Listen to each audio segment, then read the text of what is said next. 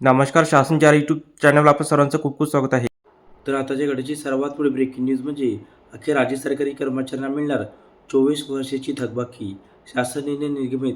त्या संदर्भात एपिसोडच्या माध्यमातून संपूर्ण अपडेट सविस्तरपणे पाहूया.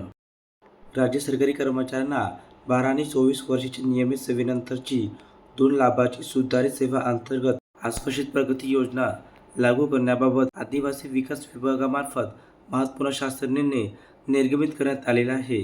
सदर निर्णयानुसार नमूद करण्यात आले आहे की माननीय उच्च न्यायालय मुंबई खंडपीठ औरंगाबाद येथे रिट याचिका क्रमांक 1861/2025 महाराष्ट्र राज्य अनुदानित आश्रमशाळा वसतिगृहे व इतर यांनी दाखल केलेले असून सदर प्रकरणी माननीय न्यायालयाने 10/12/25 रोजीच्या निर्णयानुसार अपीलार्थांना सुधारित आश्वासित प्रगती योजनेअंतर्गत लाभ देण्याबाबत आदेशित करण्यात आले आहे. यानुसार आदिवासी विकास विभाग अंतर्गत राज्यातील स्वयंसेवी संस्थेद्वारे संचालित अनुदानित शाळेमध्ये शिक्षेतर कर्मचाऱ्यांना 2 लाभाची सुधारित सेवा अंतर्गत आश्वासित प्रगती योजना दिनांक 1 जानेवारी 24 पासून लागू करण्याचा निर्णय घेण्यात आला आहे.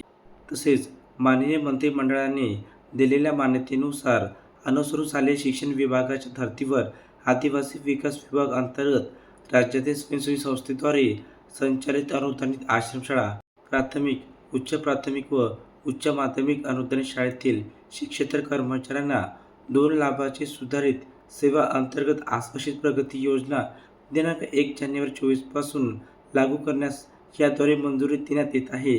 तसेच सदर योजना पूर्वलक्षी प्रभावाने लागू राहणार नसल्याने स्पष्ट करण्यात आले आहे. तसेच कोणत्याही प्रकारची थकबाकी देय होणार नसल्याचे स्पष्ट करण्यात आले आहे.